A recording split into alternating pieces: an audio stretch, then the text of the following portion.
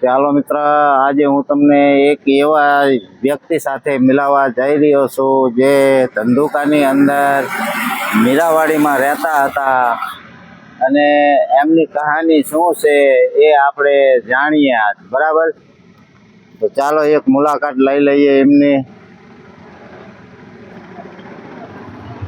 શું તમારું નામ? નાથાભાઈ. નાથાભાઈ, તો કેમ આવી રીતે થઈ ગયો? એ વરાનો થયો ને, હા તો આનેથી મારા કાકા દાદા રાખ્યો. હા પછી અને 20 વરાનો થયો હા તે નવું સમજાન બનતું હતું ને, હા એમાં હૂતો હતો. બરાબર. પેલો 5 વાગે જાગીને આવતો રહ્યો બહાર હા ગામમાં. હા કોઈને ખબર ન પડે કે આ ઘર 12 વાગ્યાનો છે. બરાબર. મારા કાકા દાદા ભેગો નીકળી ગયો હા એટલે મને દુઃખ દેવા માંડ્યા. એટલે હું ઘર બહાર નીકળી ગયો, કોથળા ઓઢીને સૂઈ રહેતો હતો હા હા સમજાનની અંદર. અને 5 વાગે એટલે આવતો રહ્યો હા અને કોઈને પબ્લિકને ખબર ન પડે દીધી. 40 વરા. 40 વર્ષ લગી. હા, બરાબર. આમ 10 વરા અહીંયા હું તો નવું સમજાન થયું ને, હા આ નવું, હા તો અહીંયા હું હોઈ જાઉં. રાતે 12 વાગે જાઉં હા અને કોઈક મુર્દું આવે હા તો હું જાગીને આમ નદીમાં જતો રહું. બરાબર. હા હા કોઈક આવે ને તો હું જાગી જાઉં. મારી ઊંઘ હોય એવી હા ડેન્જર કે હું જાગીને આવતો રહું. 12 વાગે હોવા જાઉં હા અને 5 વાગે જાગીને આવતો રહું ગામમાં. ગામમાં આવીને ચા પેચલ પીવું 20 રૂપિયા વાળી. બરાબર. આડો કરું કામ ધંધો કઈ કરતો નતો, હા મેળા કરતો હતો બધા. હા પછી મારા કાકા દાદાએ મને ઘરની બહાર કાઢ્યો.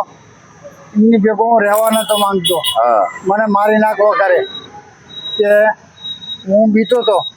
પછી જુનાગઢ ભાગ્યો. હા જુનાગઢ હું 12 મહિના રહ્યો બરાબર. હોટલમાં. હા હા ખાવું પીવું અને મારે 12 રૂપિયા દાડી આપતા હતા 40 વર્ષ પહેલા. હા જુનાગઢ રેલવે સ્ટેશન એની સામે હોટલ હતી.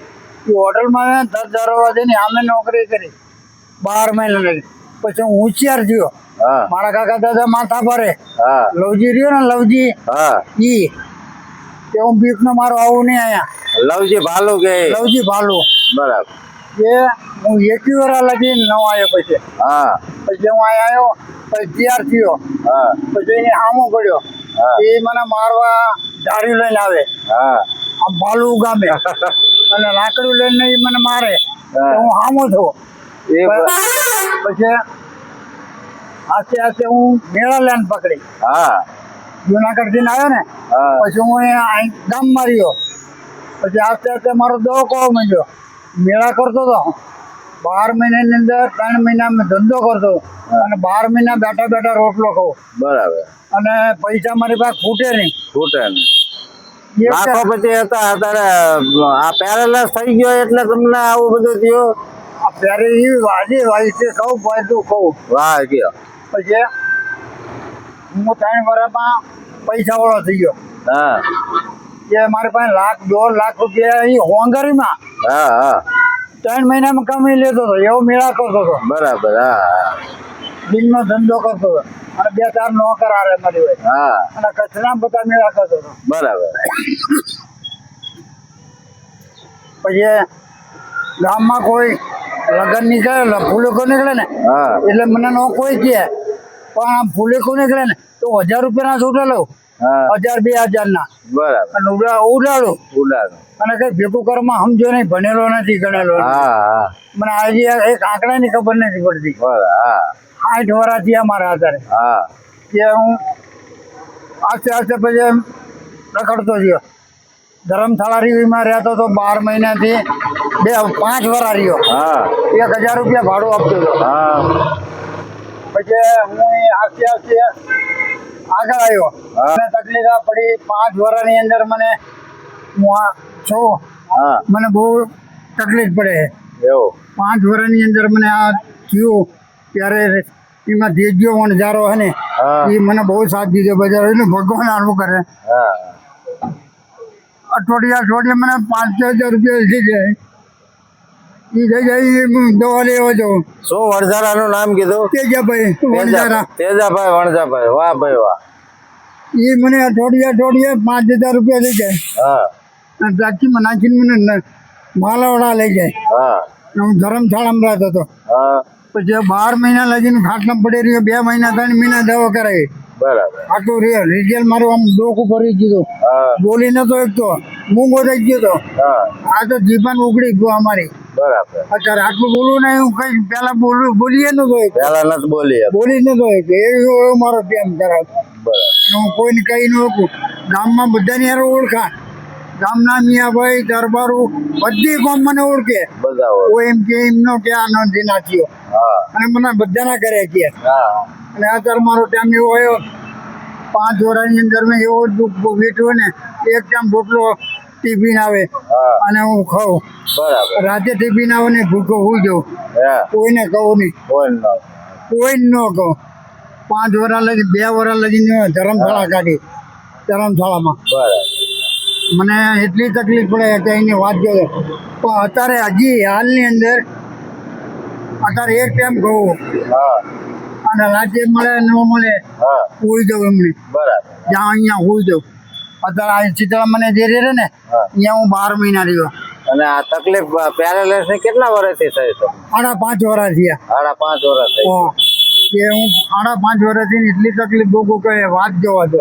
બૈરા છોકરા છોકરા બૈરા કઈ નથી. કશું નથી. બચપનથી માવતર મરી ગયા. બરાબર. કે મારા લગ્ન ને હગાઈ કરી હતી. હા સ્વામીના ગરલા, કંકોકઈના દીકરી હા. અને કણજરિયાની દીકરી. બરાબર. લાખા પછી ના ગરલા અને હા. એ જૂના બસ્તીની સામે રહે છે. હા અહીં નવાપુરામાં કણજરિયાનો મઠ અહીંયા આવતા હતા. હા એ કુંવારા માંડી મને હા હા 18 વર્ષ હગાઈ રહી. હા પછી હું ઘરની બહાર નીકળી ગયો. હા પછી એક 22 વર્ષ થયા ને ત્યાં લગીને મારી હગાઈ ઉભી રાખી. હા એ બચારો આજે એનું સારું થાય હાથે કહું.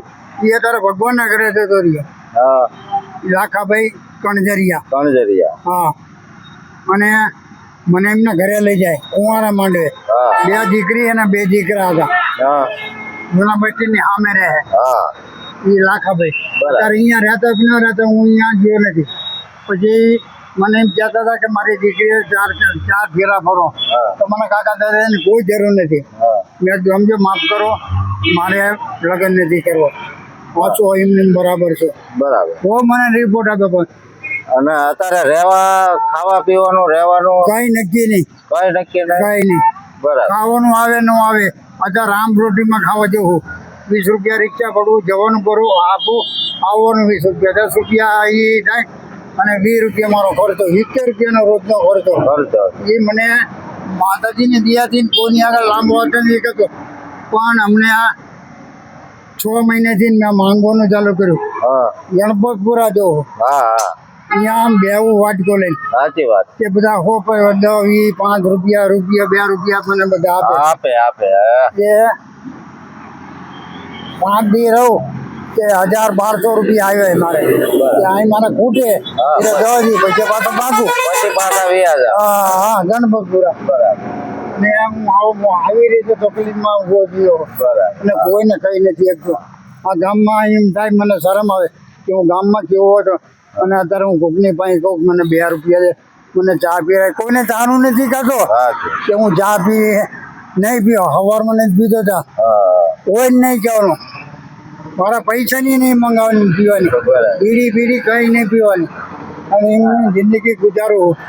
તો હા તો ચાલો તો મિત્ર, આ હતા આપણે ધંધુકાના મીરાવાડીના, શું નામ કીધું? નાથાભાઈ ભીખાભાઈ. નાથાભાઈ ભીખાભાઈ. હા અને એ લાખોપતિ હતા મિત્ર. અત્યારે જો એમની હાલત, આ કુદરતનો ન્યાય કેવો છે, તે પેરેલાઇઝ થઈ ગયો અને બે સહારા બની ગયા છે ભાઈ. અને કઈ હાથની પગની કોઈ ફૂલ તકલીફ. ફૂલ તકલીફ છે. પણ માતાજીની દયા કહેવાય કે મને આટલો હલ્લો કર્યો. નકર આમાં કોઈ પણ ને સહાય કરવી હોય તો આપણે નાથાભાઈ ધંધુકાના છે, એમને સહાય કરજો મિત્ર, જેથી કરીને એમને કાંઈક મકાન થાય અને વ્યવસ્થિત રીતે રહી શકે એવી આશા હું તમારી આગળ રાખું છું. હર હર મહાદેવ. બાપા સીતારામ. સીતારામ. બાપા સીતારામ. બાપા નાથાભાઈ. સીતારામ. બાપા સીતારામ.